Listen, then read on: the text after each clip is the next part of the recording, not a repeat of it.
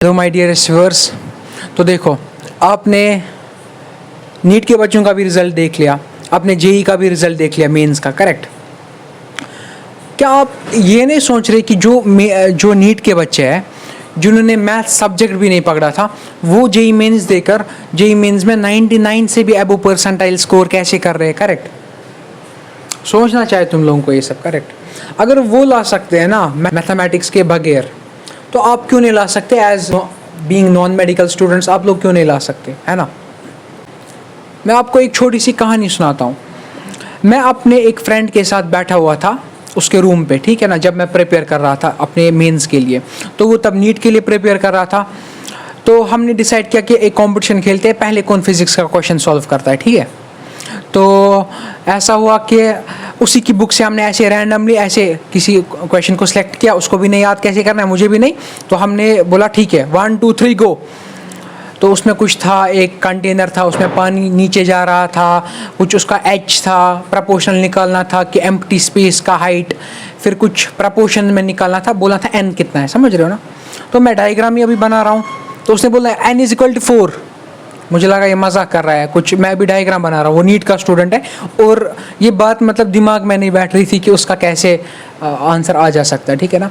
तो मैंने अपना एलिमेंट ऑफ इंटीग्रेशन लिया, उसको पूरा इंटीग्रेट करके आंसर जब निकाला ना, h is equal to something, तो इक्वेट करके पता चला n इज इक्वल टू 4। मैं उसको पूछा भाई तुमने कैसे किया था, मैंने, तो वो बोलता है इसमें नहीं पता है तुम्हें कि h is directly proportional to root of t, कुछ भी। मैं बोल रहा हूँ तुम्हें पता कैसे है? तो बोला हमारे नीट में जो है ना कॉन्सेप्ट्स तो ठीक है, पर क्योंकि हमारे बहुत सारे क्वेश्चंस होते हैं, ठीक है ना, तो हम पूरा इंटीग्रेट नहीं कर सकते फिजिक्स में, तो हमें बहुत कुछ पता रहना होता है, ठीक है ना। हमें ऑलरेडी पता होना चाहिए कि क्या फॉर्मूला आखिरकार लग रही है इसमें, ठीक है ना। एक डिराइव्ड रिजल्ट हमें याद रखना पड़ता है। तो ये बात हो गई। तो फिर मैं सोचा कि जो रिसेंटली 2-3 मेंस हुए हैं ना, उनकी लेवल जो फिजिक्स और केमिस्ट्री है ना, वो भी बहुत ज़्यादा कम घटा दी गई है, ठीक है ना, वो बहुत ज़्यादा घटा दी गई है, मतलब एनसीईआरटी लेवल कर दिया गया उनको। तो जो हमारे पुराने मतलब खानदानी नॉन मेडिकल लोग थे ना, जो जेईई एडवांस के लिए भी पढ़ रहे थे साथ साथ में, तो वो तो मानते हैं कि याद रखना ही गुनाह है, हम याद नहीं रख सकते डिराइव्ड प्रूफ, हम पूरा नए से कॉन्सेप्ट डिराइव करके इंटीग्रेशन करके सॉल्व करते हैं क्वेश्चन, करेक्ट। तो कहीं ना कहीं उनका बहुत ज़्यादा टाइम लग जाता है फिजिक्स केमिस्ट्री में। और जो नीट के बच्चे जेईई का पेपर दे रहे होते हैं, वो एकदम केमिस्ट्री और फिजिक्स को एकदम फोड़ देते हैं, क्योंकि उनको नीट का रिजल्ट तो याद होता है, और अब जो लेवल है जेईई मेंस की केमिस्ट्री और फिजिक्स में, वो बिल्कुल नीट जैसी हो गई है, करेक्ट, एनसीईआरटी लेवल। तो कहीं ना कहीं वो बहुत ही ज़्यादा फोड़ रहे हैं उन दो सब्जेक्ट्स को। रही बात मैथमेटिक्स की, तो मैथमेटिक्स की लेवल तो पहले से भी ज़्यादा इंक्रीज़ कर दी गई है ना। पिछले 2 साल में हम देखते हैं कि काफ़ी ज़्यादा टफ था मैथमेटिक्स का सेक्शन। तो जो टफ है वो नॉन मेडिकल का बच्चा भी नहीं कर पाता उतना, मेडिकल वाला तो उसको ट्राई नहीं करता, उसको इन शॉर्ट टाइम बच जाता है उससे, समझ आ रहा है ना। तो ये है सिचुएशन आजकल के पेपर्स की, ठीक है ना। अगर आप एक ऐसे एस्पिरेंट हो जो जेईई मेंस के लिए एस्पायर कर रहे हैं 2024 में या 2025 में, इन चीज़ों का आपको ध्यान रखना है कि जो आपका पेपर है उसमें आपको मैथमेटिक्स को ज़्यादा टाइम नहीं देना है।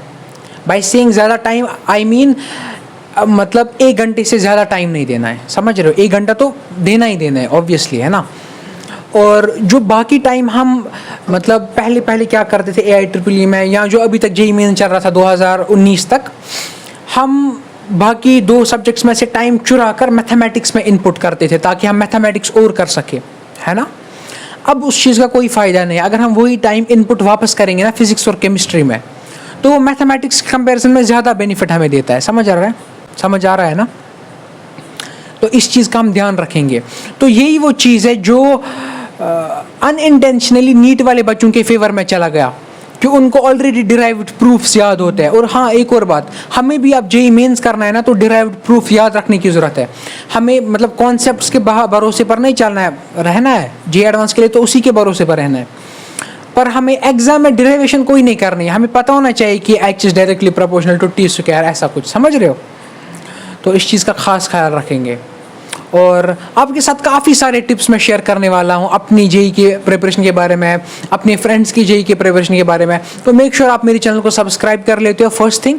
और जो अभी काउंसलिंग होने वाली है जेई एडवांस के बाद, मैं मानता हूँ कि जो असली काउंसलिंग है ना जेई की, जोसा काउंसलिंग, मुझे लगता है जो असली रियलिटी है ना वो अभी तक इंटरनेट पर नहीं आई है। कुछ कुछ जगहों पर मे भी आ सकती है जो मैंने ना देखी हो, पर जो रियल ट्रुथ है ना कि आज के ज़माने में जो इंजीनियरिंग की रियलिटी है, क्योंकि आपने देखा है काफ़ी सारे चैनल चढ़ाते हैं वीडियोस, बोलते हैं कि नहीं इंजीनियरिंग उतनी भी बेकार नहीं है। अब देखा है ना, वो ऐसा क्यों बताते हैं जब तक ना कुछ होगा, कुछ रियलिटी है ना। मैं ऐसा नहीं बोल रहा इंजीनियरिंग बेकार है, पर you are doing engineering in that time where the branch are disappearing. अब ये मैं अभी फुल डिटेल में नहीं बताऊंगा क्योंकि ये काफ़ी ज़्यादा डाइवर्स टॉपिक है जो आगे आने वाली वीडियोस में हम पूरा डिस्कस कर रहे होंगे उस बारे में, करेक्ट। तो मेक श्योर कि आप मेरी चैनल को सब्सक्राइब कर लेते हैं। मैं आपके साथ पूरी जोसा काउंसलिंग में भी रहूँगा, जिसमें हम पूरे कॉलेज की प्रायोरिटी, ब्रांच वर्सेस कॉलेज भी देखा करेंगे। और जो मैं आपको बता रहा हूँ कि कुछ ऐसी चीज़ें जो आपको अभी तक पता नहीं होंगी, जैसे डेप्थ से डिपार्टमेंटल चेंज क्या होता है।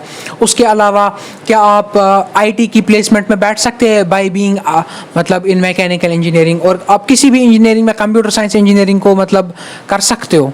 काफ़ी सारी चीज़ें जो एक स्टूडेंट को अभी पता नहीं रहती है। हम अपने पेरेंट्स की बातों में आके, किसी पुराने टीचर की बातों में आके हमें लगता है ये अभी भी वही इंजीनियरिंग चल रही है, जो कि असली सिनेरियो वो नहीं है, ठीक है ना।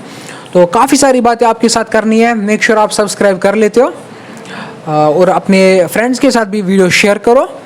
तो मिलता हूँ आपके साथ, बाय।